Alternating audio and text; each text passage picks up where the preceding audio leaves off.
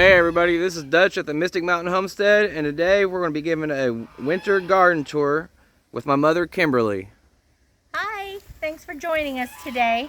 Today we're going to talk about some of the different things that we have growing in the garden for fall going into winter and help us kind of close that hunger gap that we have a little later in the season.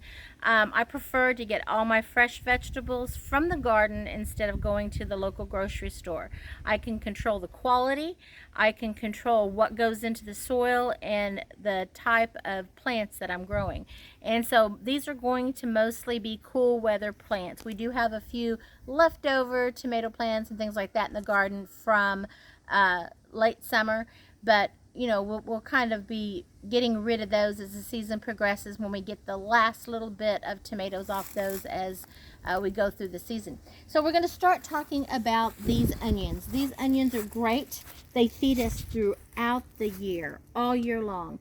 These are called winter onions, as my grandmother used to call them, or walking onions, as some say, or some call them even Egyptian onions. And these plants are really great. We can see I replanted a lot of the seed heads here, so we have a lot of young ones coming up, but we can still take those.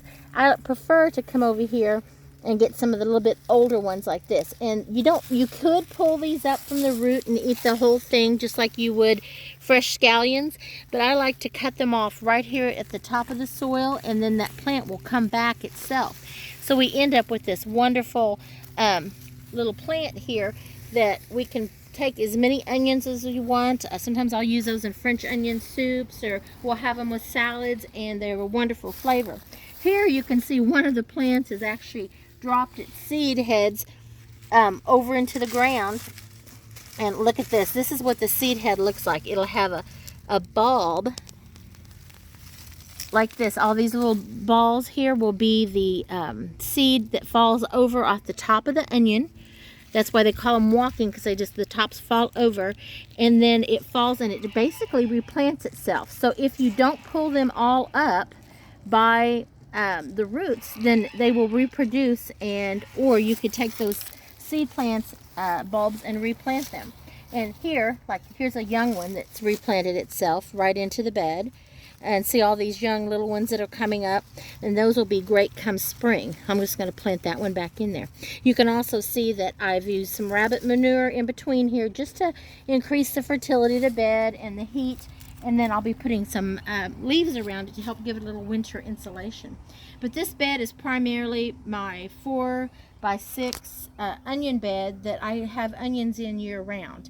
And not only do I keep a few onions in here, I also keep a few in the hoop house, so when the ground is frozen I can harvest some of those for salads. So over here, let's take a look at this wonderful bed. This is a really nice long bed. I've got it ready for winter pretty much. This is my celery. And I'm just going to tell you, this is the first year that I've grown celery, and I can't tell you how pleased I've been with that. I started them from seed early in the greenhouse and planted them, and I harvested from them. I was able to take the tops and make celery salt, and then I had the actual stalks. These are really young and tender stalks right here, and we used those. I dehydrated some. Of course, I love it fresh when it's fresh and crisp. So I've had the celery that's produced really well. We've got a little bit of parsnip over here that are just about ready here. Dig down and kind of show you. I don't know if you can see that right in there. This one's not quite as big as some of the others, but we do have some parsnip in here here's a nice one. You can really see that parsnip right there. Look at that little parsnip. That will make great meal. A few of those sauteed up will be just wonderful. Now I've added leaves to this bed already to help give it a little extra warmth. We've got a little cabbage growing in here. This was a late tomato plant. I was just letting it go to see what it does. As you can see, it's got some tomatoes right there on it. There is a couple more celery plants down in here. The tomato plant's really just kind of covering it and giving it a little bit more protection. And then this is comfrey, and I love having comfrey in the garden. And this will die down as the season progresses, but it's great food for the rabbits, for the chickens. I make some salves out of it. It's just wonderful. And then we got a little garlic right here. So this bed is really getting ready for the winter, and I've got it with hoops where I can take this plastic and pull it the length of it and tuck it in and extend that growing season just for that bed a little bit longer, because I'm trying to give that celery a little bit more time to grow and produce so I can get the maximum out of everything. This is my potato bed. This is truly an experience or experiment and an experience because I was told that it was too late to plant potatoes. It was about mid-September, and I had 5 pounds of organic potatoes, and I'm thinking I really want to plant these and just see if I can get another potato harvest out. And that's what I did. I just planted 2 small rows right here in this 4x8 bed. And look at these tops. I did water them. That we were in a drought, definitely. When I planted them, I did water them to give them that little boost.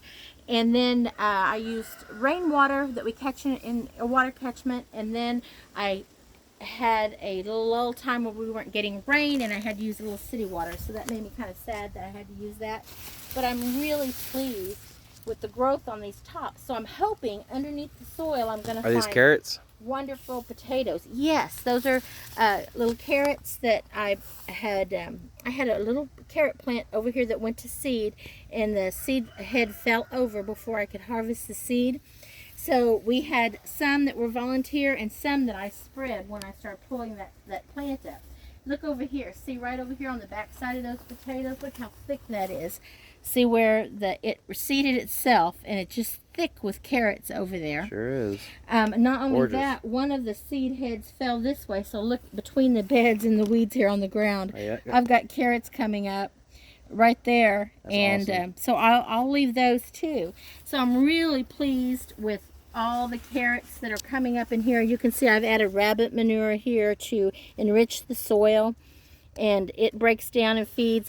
When I did the potatoes, I used a little sawdust as a top mulch on that to help keep moisture in because we were in a drought. So I had somebody the other day ask me, what is that light colored stuff on the soil under the potatoes? And that is a little bit of sawdust that I had saved that I used as a mulch just to layer the top.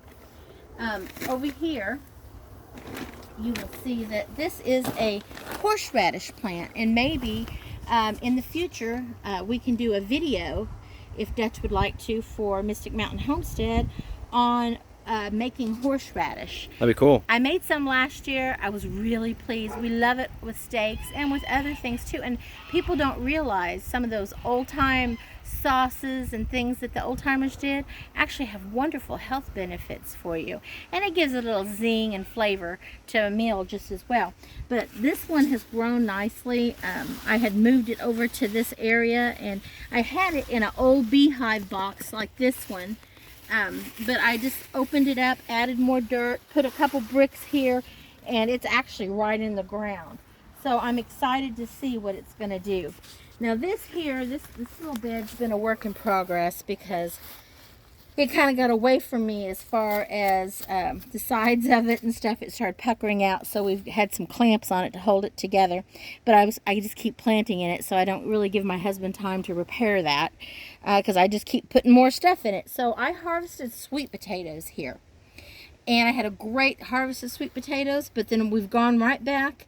I mended the soil with a little bit of rabbit manure, and we've got peas growing here, and this should make a nice couple messes of peas. I need to get something for them to start trellising up because they're going to start wanting to grab onto something here really soon. Now, why do you do the vining peas instead of the bush peas?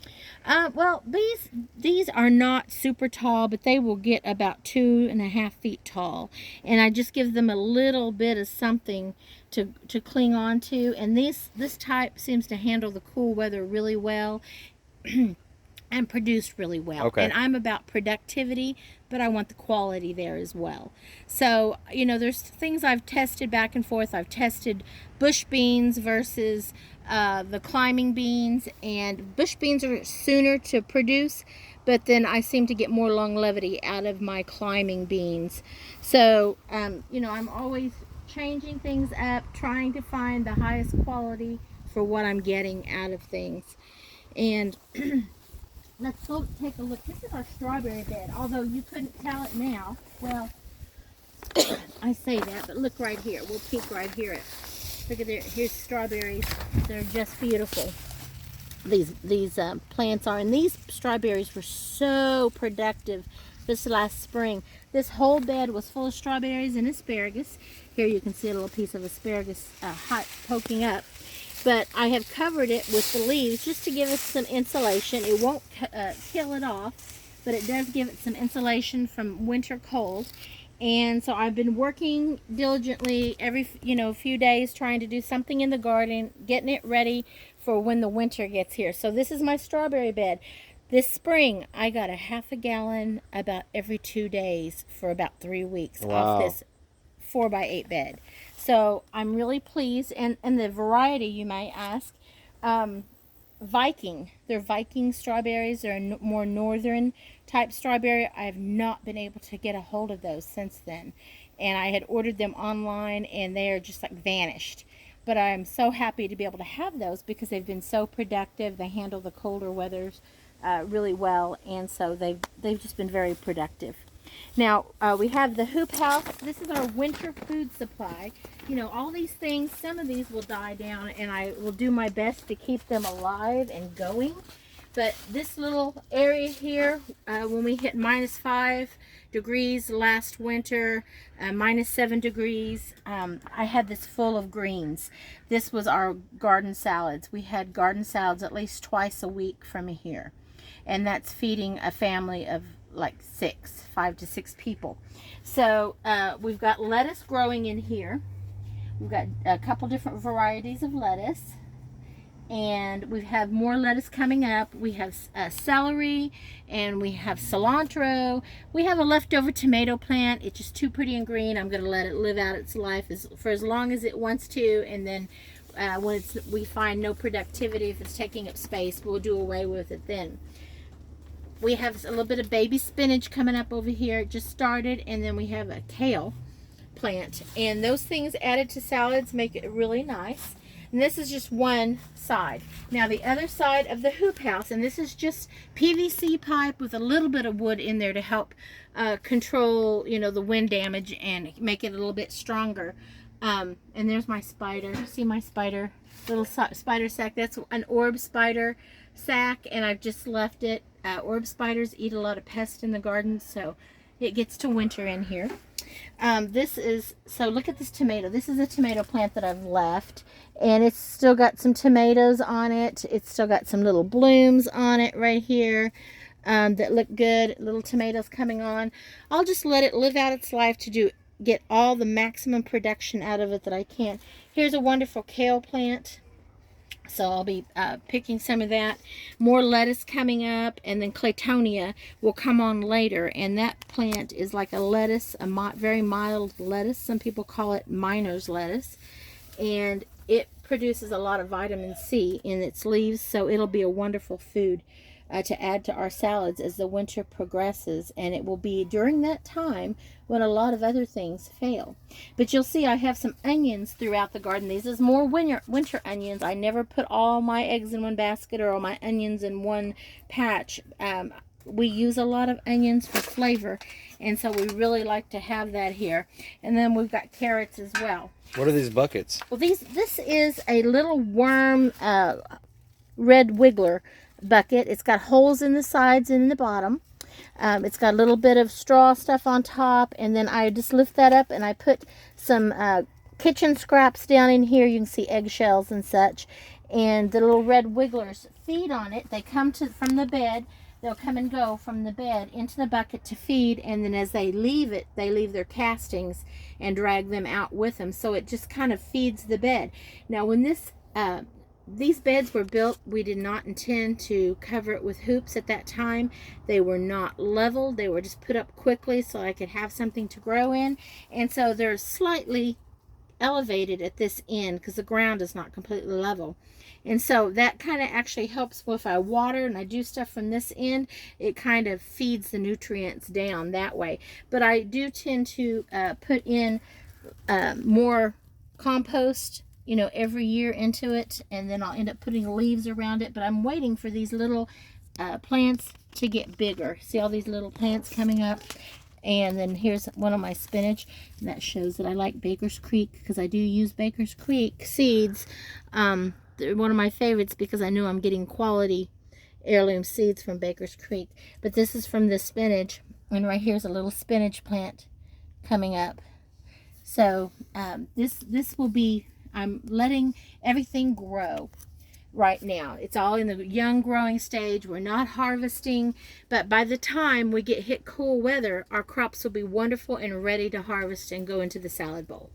Alright guys, remember to like, subscribe, and smash that thumbs up button to let us know you guys are enjoying the videos. Until next time.